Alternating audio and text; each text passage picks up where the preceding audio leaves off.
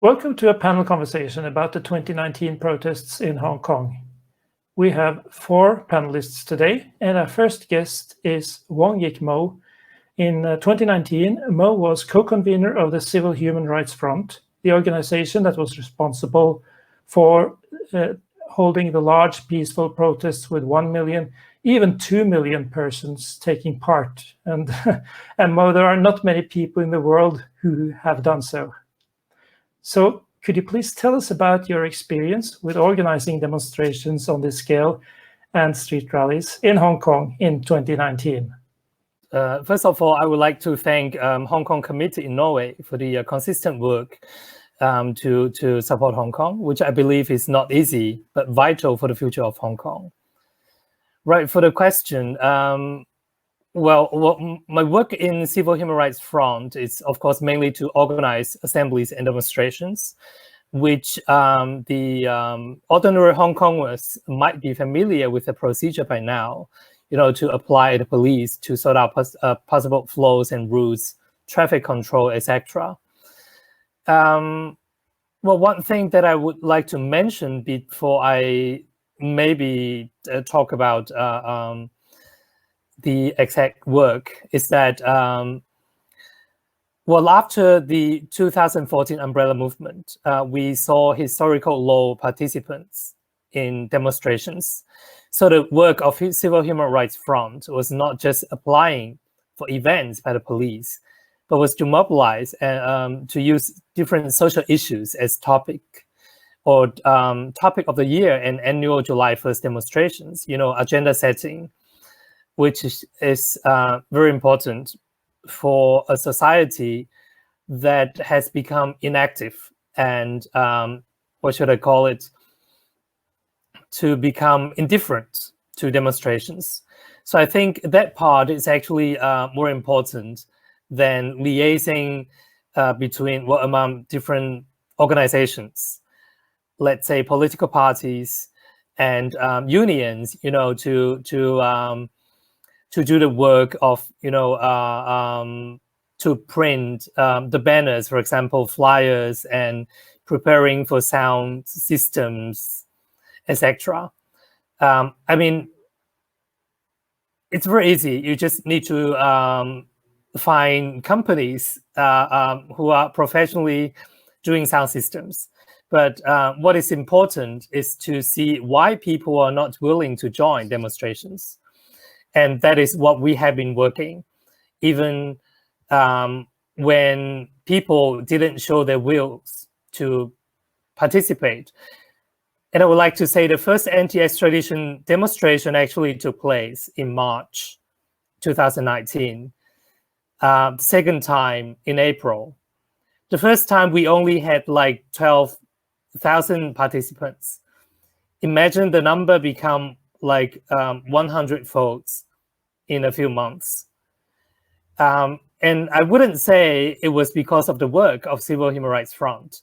It's actually because of the work of many different people, like the member organizations, the young people, the old people who love Hong Kong, and to watch news, to read news, and to realize when they're not familiar with the topic, they spend time understanding what is extradition about, and that is why 1 million people. And that is why 1 million people took to the streets. Thank you so much for this nice introduction and a little bit of history, Mo.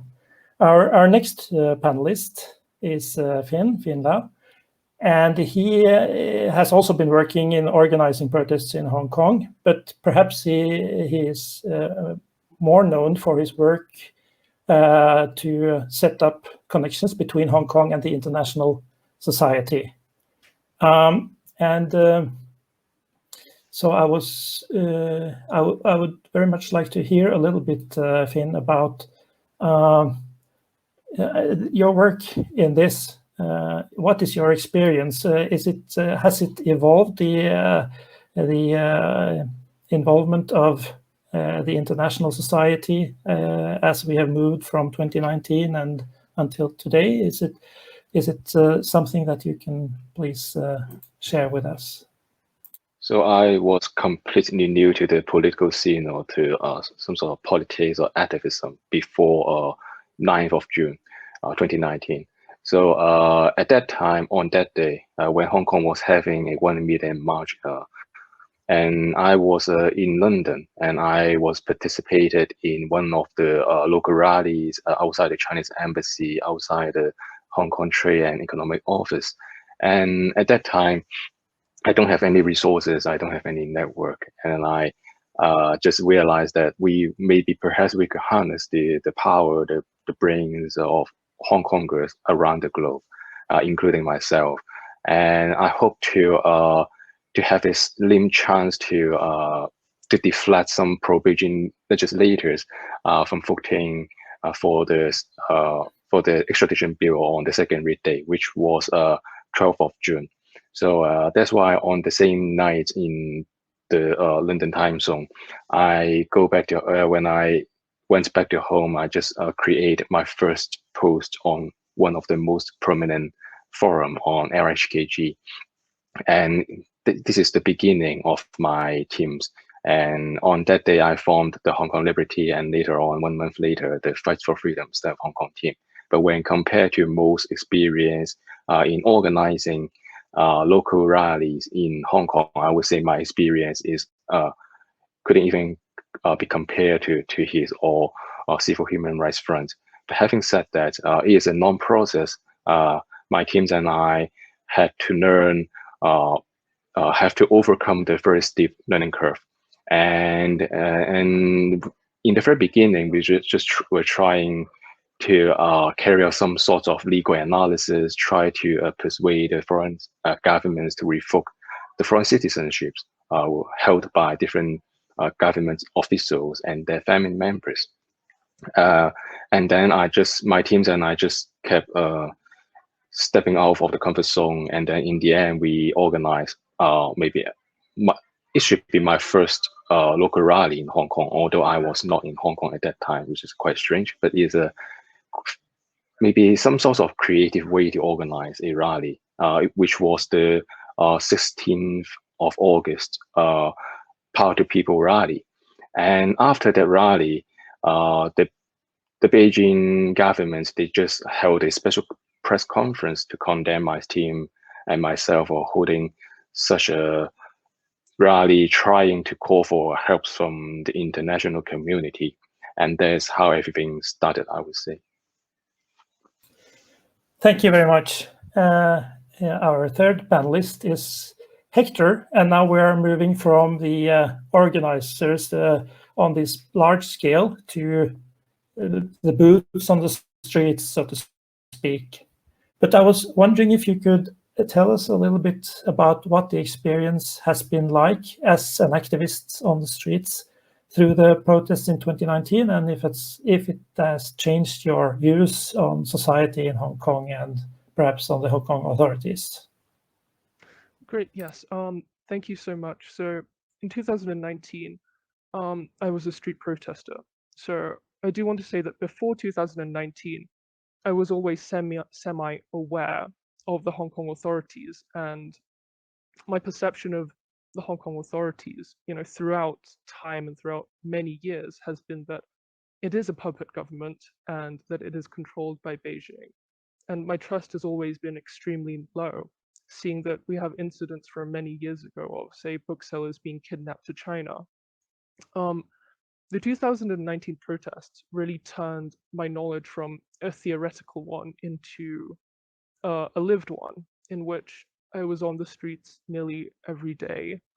I was facing up against police, and it was kind of not really a realization, but a solidification of my political opinions and of the Hong Kong authorities.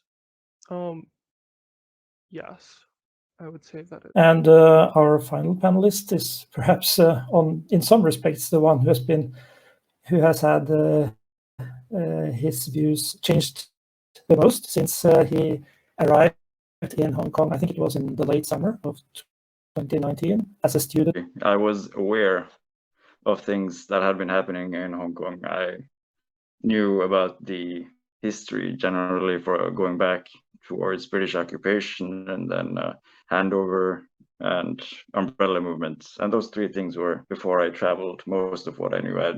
Of course, I did some research as I was going to live there for a year.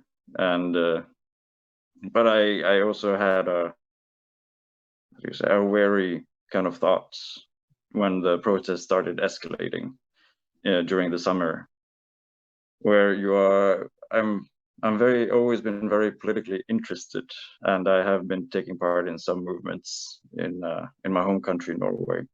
But these are smaller things, and for more, well, less desperate situations, fortunately, than the ones faced in Hong Kong. And coming as a foreigner to a country where you are not part of the culture, you don't know the language, you don't know the history as well. It is, I think, important to be careful about how you step into that scene, especially considering political movements. But then I arrived, and I had the fortunate experience of meeting activists on campus. Like, for example, one of my first things that I saw were some people holding a Protest 101 course with even a QR code where you can scan, and they had source materials, and they had a little thing with a nurse and some other protesters who would talk about emergency bruises, emergency medic things for bruises and for gas, tear gas and such things, and quick things about hiding your identifications. And yes, I know there were many people like this all over campus doing activities, and I got curious, as one always does, and I went to a protest in Bangkok that I was aware of for the first one. And when I went to Bangkok for the protests in September, I saw what is, I think, a very important aspect of this all, because what I'd seen in media, international media, Norwegian media, Hong Kong media, was that they put up the protests as a fight, an even fight. They will juxtapose a picture of a police officer firing a tear gas gun next to a protesters throwing a cocktail bottle, and they make it out to be an equal fight. And what I saw in Bangkok that day was that I was far from equal. It was youth,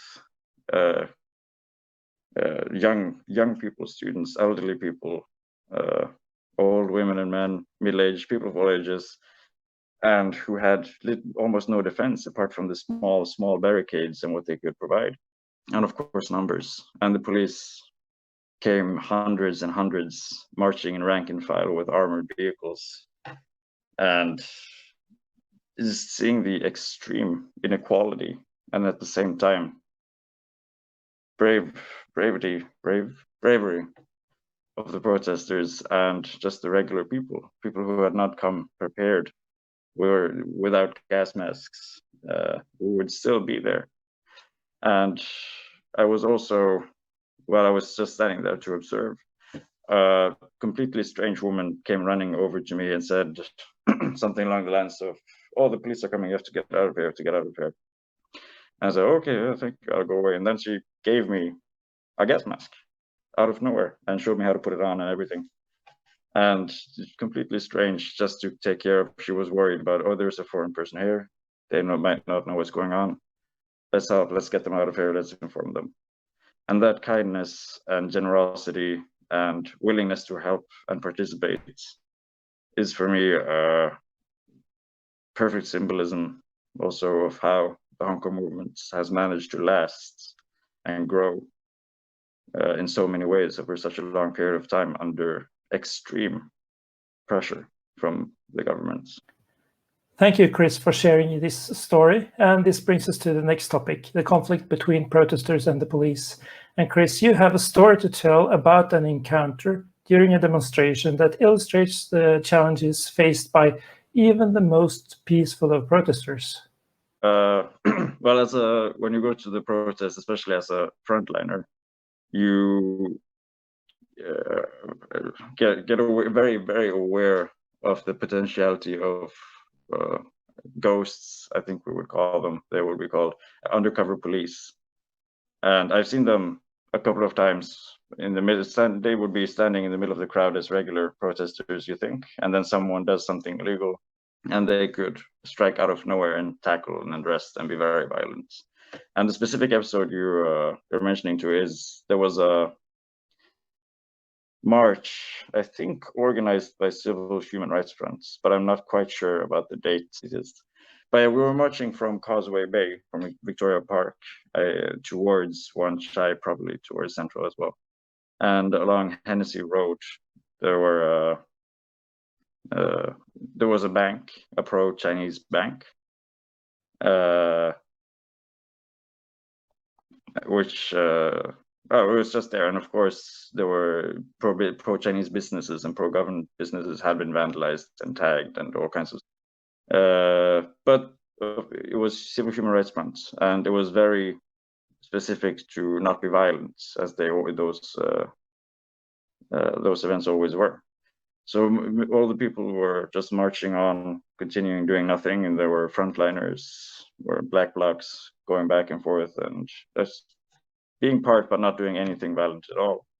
And as I just part of the march, and I see several black bloc protesters start smashing the windows of this bank branch. And at first, there are some who are cheering, but very confused cheering, as in we always want to support the frontliners, but they didn't know exactly why in this case. And then some people started yelling at them, and then told them to stop. And then me and many others went over to confront them and tell them to stop. But then they started pushing and got a little bit violent. And then when there were enough people to oppose them, they just ran away. And most of them ran directly towards police lines, which were 2 streets further down an intersection. And they ran straight behind police lines and were welcomed with open arms and disappeared. Undercover police, and except for one. And I think he was just a young boy who was caught up in it. And he saw them running towards the police and he got scared. And then he ran the other way and there was confrontations. So, and there's the police influence of the undercover police. They can do these things to incite violence, and then they have an excuse to cancel or attack completely peaceful legal events, which Civil Human Rights Fronts were very good at holding until these things happened. I think this illustrates perfectly the difficult situations that all protesters could become entangled in. And Hector, do you have a recollection of witnessing police brutality? Yes, I have. I haven't ever directly experienced, abuse from police, by sheer virtue of the fact that I haven't been arrested before, but certainly many of my friends have been arrested, and they came out with, many stories about police abuse. But in general, just on the streets, even facing police, they are extremely uncivil and also very, very willing to spray tear gas and pepper spray towards you, even towards extremely peaceful protesters. You would see these middle-aged women arguing with police, and they'd just be pepper sprayed in the face. I think that, of course, in terms of frontline protesters who are, wearing equipment, wearing, these armaments, of course they will get, the brunt of police attention, water cannons, etc. But it was extremely unequal. As Chris said earlier, the most frontline of frontliners I knew, what they were doing was, shooting arrows at police, and this was against live ammunition. So you can see how unequal things were, and also how desensitized people on the streets would get in terms of responding to violence and reacting to violence. So one of my friends joked to me in 2019 about he was next to me and then he got shot in the butt. by a police rubber bullet, which bounced off the ground and hit him in the arse. And we laughed about it. It was just a very funny thing to laugh at. It wasn't something that impacted us extremely emotionally, or at least it was kind of a form of ongoing trauma that it was impossible to have a very emotional reaction to at the time. And I also wanted to ask you, Finn, about your experience, because you have actually been arrested. You were detained around New Year, I think, in 2020. And at that time, you had already caught the attention of the authorities, like you mentioned in your first passage here, being targeted even from Beijing. So could you tell us about that experience? What's it like to become arrested, and what is detention like? And is it something that you take with you for the rest of your life? Yeah. Sorry.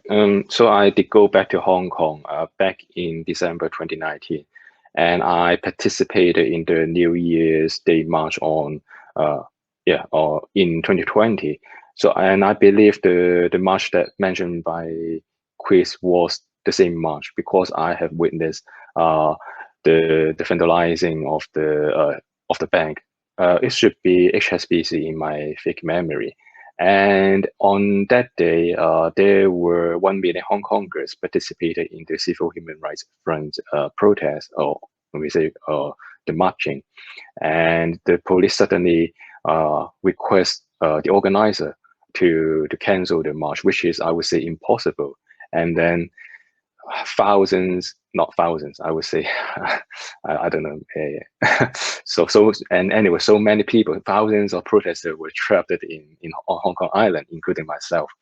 And then 2 hours after the so-called order from the Hong Kong police to cancel the march, they switched off the street lights, the lampposts, and then suddenly I heard 3 gunshots. I think probably, I don't know whether it was rubber bullets or tear gas, but suddenly everyone just ran, including myself. We tried to escape from the police.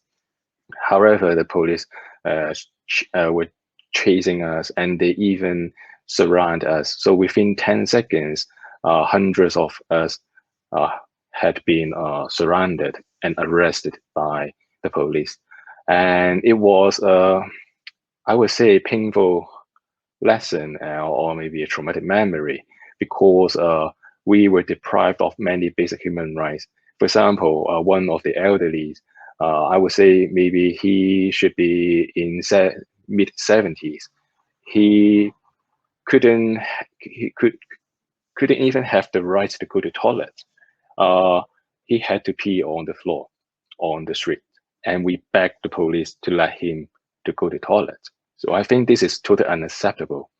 And during the 48-hour detention period, they stripped away all of our clothes. They asked us to change our clothes to something similar to a criminal, worn by a criminal. And we have to kill for the so-called right to go to the toilet. As such, I dare not to eat too much. I dare not to drink too much during the detention period.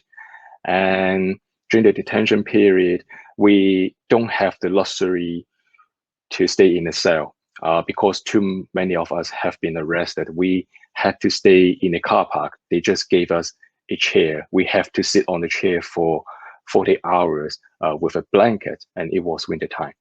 So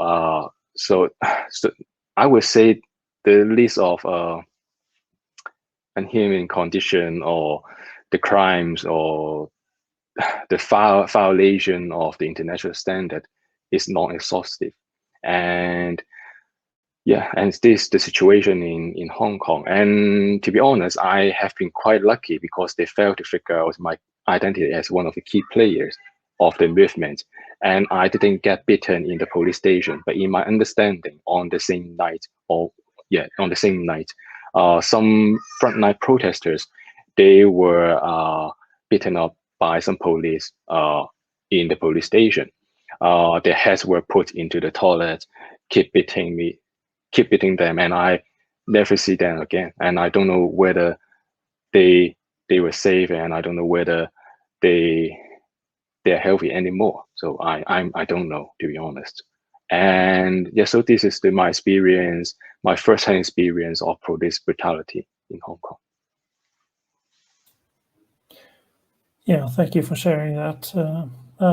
Now we've heard, some examples of what's been going on in the streets. So I was wondering, Mo, is it possible for you to sort of draw a larger picture here about police violence basically as a method to suppress freedom of speech and assembly? Do you have some thoughts about that? Sure.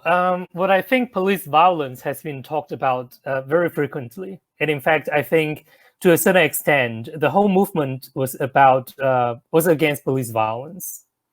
And that's the main focus. As Hector mentioned just now, the police were very happy attacking protesters. And I think actually they don't only attack protesters, but citizens. Because any person you might see in the street didn't seem to support the government. So it could be people shouting at them, but it also could be people just passing by. The police, they went into a state, chaotic state, that they merely want to start something, to start fighting. Well, that was my impression. I remember on 1st of October, the National Day of China, I was protesting on Hong Kong Island. Tear gas shot from our heads above, out of a sudden. I remember seeing elderlies and kids. Somehow my friends talked to them. I think they were like 8-year-old or over 70. But we had nowhere to run. And that is what police did to us. But above all these police violence examples, which are of course very important, I think police brutality, it means more than just violence. It's actually a symbol of prohibition of civil rights. In the past, though there were very little change that we could make the government do, but at least we enjoy the rights to protest, to assemble. But police brutality in full scale, it actually means we're going to live in fear of violence. Whatever we're gonna do, the police can stop us using violence, and there's nothing we can change. Just a very recent example, the June 4th vigil this year, it's the 32nd anniversary. Citizens weren't even allowed to turn on their torch on mobile phones because the police say no. In the past, we could still argue with them. We could still turn on the torch with probably no consequence, not being arrested. But now the police have so much power, not just by the state, but also by violence. People fear them. And that was the consequence. That we already knew that if we lose this war, then there's a consequence that we're going to face. We're going to fear the police. I think, during the protest, a lot of times we say dismiss the police, right? But I think the police is more than just that 30,000 people. It's actually a social function. A social function that we should not lose. We cannot lose. But today we do not have that social function anymore. And we don't feel safe anymore. And that is why I still think independent investigation into the police violence was a very vital point from the 5 demands. Thank you. As the situation evolved, the protesters needed to adapt to an escalating level of police brutality, and you did so by adopting what was referred to as a be water approach. Can you tell us about be water, Hector? I actually raised my hand to give a more personal clarification on Mo's point about police brutality and the 5 demands, which is what I believe is that police brutality is actually framing a larger issue police brutality against citizens and the police as a branch of the state being condoned by the state. And you can actually see the initial anti-extradition bill protests that evolved into the 5 demands. The 5 demands, all of them actually touch on the issue of lack of trust in our government and in the police, and wanting to rectify that by being able to elect our own government and to rectify past wrongdoings that the state have done against us in terms of, police brutality and taking political prisoners. I think that we shouldn't separate the police from the Hong Kong government, because the police are a branch of the government and all of the police's actions are condoned by the government. Yes, and in terms of Be Water, I think that at the core, what that boils down to is simply being flexible in what you do. So, in 2019, in 2020, street protests kind of died off because, of the immense police crackdown against them, against protesters on the streets, the brutality, the fact that they were arresting hundreds of people every large march. And these tactics evolved into, say, the Global Line, which Fin Lau is organizing, and protest artwork, exhibitions. So the movement isn't just on the streets, it is also in exhibitions, in discussion forums. So like here having a conversation in Norway. I think that's just what Be Water means, being able to, knowing that there are more ways to protest than just going onto the streets and changing your tactics to adapt. Yes. Yeah. Well, if we take a step into the international realm, Finn, could you tell us a little bit about your work to engage and how you want to make us in the outside world respond to the situation in Hong Kong? So, but I want to supplement a few points regarding Be Water. So I think I totally agree with Hector, and I think Be Water, it means be flexible and be creative. So one of the examples is that I would say many different teams or organizers or grassroots teams in Hong Kong, we have been trying to step out of the comfort zone every time. So if we see that one approach doesn't work, then we will switch to another. The classic example is the 1 million Hong Kong march on 9th June. And then 2 to 3 days later, we got some sort of unity between the peaceful protesters and violent protesters. They worked together to stop the second raid on the 12th of June. And then there was a period in which the police reject all the permits for rallies and marching in Hong Kong. So I think Mo got so many experience regarding such a rejection by the police. And then on the 2nd of November 2019, my teams worked with the Hong Kong Civil Assembly team to apply 5 to 6 different rallies permits at the same time, because at that time they reject all the marching permits.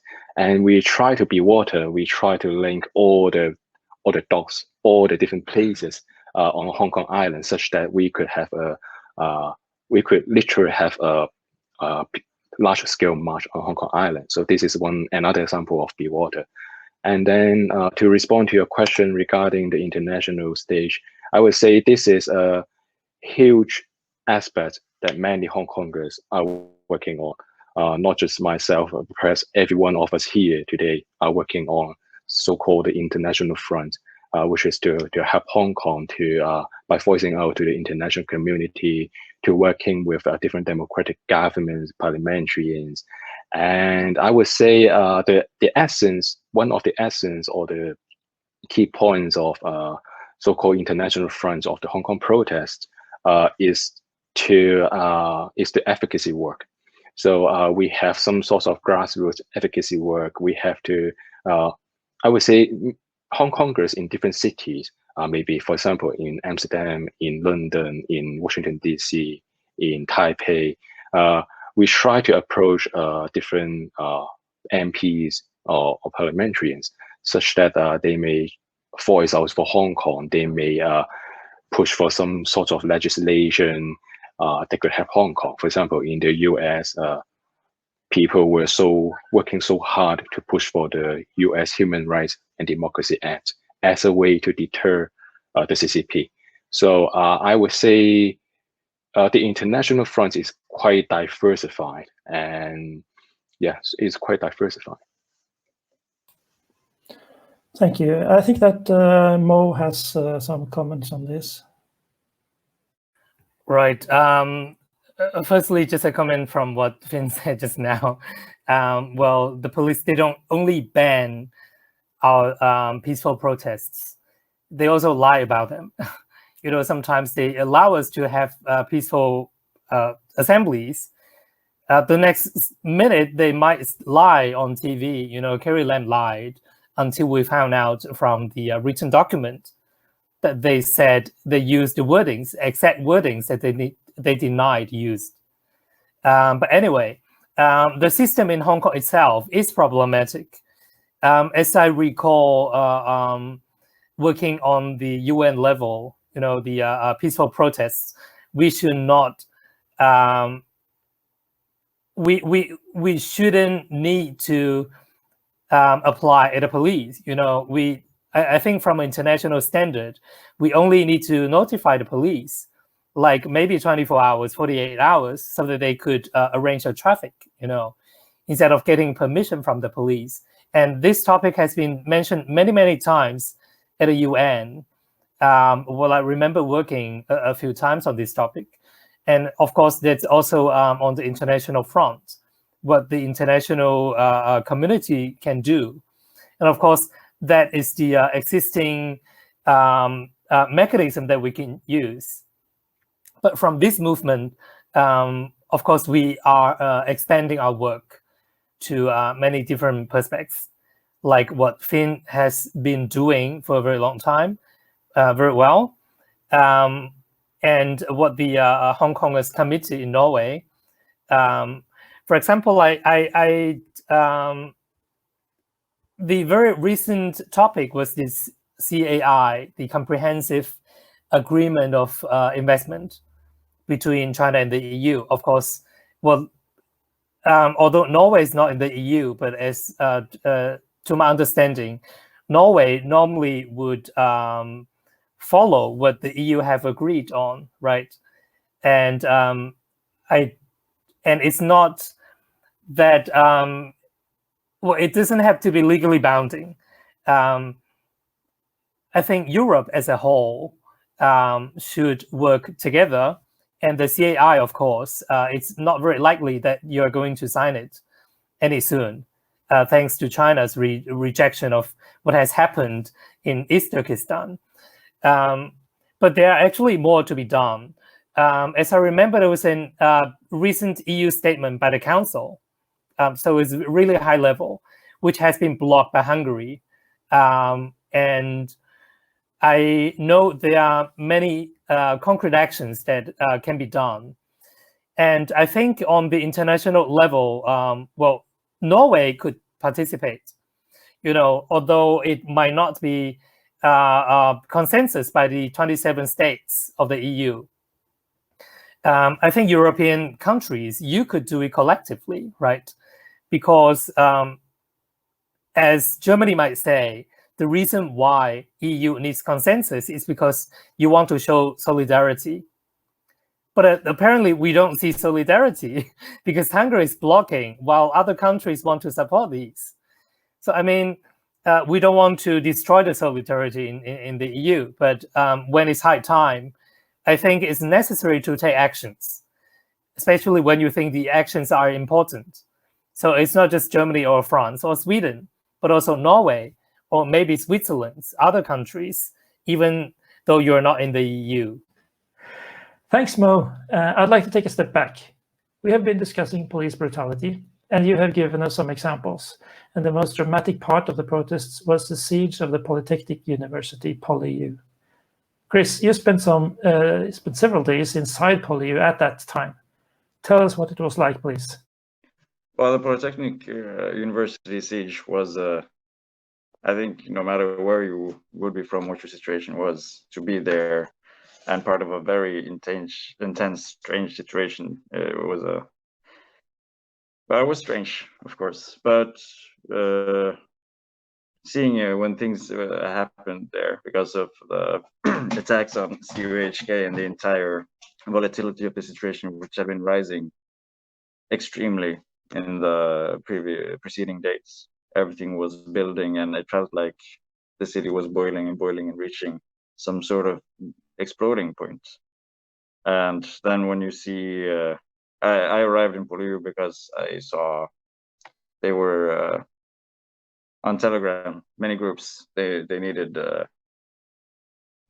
help, people to come, more people, there was attack. And I wasn't quite sure because most of the Telegram groups were in Cantonese, so I had to rely on poor memory of characters in Google Translate.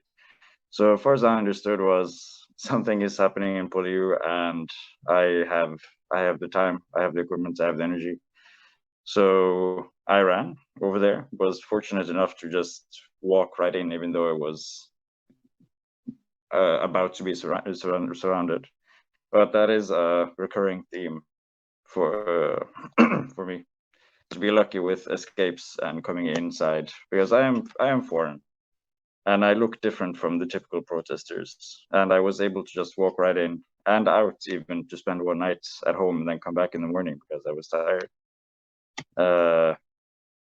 Yes, but then things escalated heavily, as we all know, and the police violence was intense. The fighting was, well, it was some of the worst that I saw in my entire time. In many ways, now actually it was the thing, and the dishes were being cleaned, at least for the first days. And people would be laughing and talking together in the cafeteria, like they were just students or young people hanging out, and then they would go out to the front lines or to one of the exits and be shot at and dodge police fire and all kinds of weird things, and then we'd go inside and be normal-ish. Like I have one very specific, strange, very surreal memory where I was coming back from the front lines outside of Acor near Chatham Road. And I'd been outside for a long while, so I was, of course, very, very tired.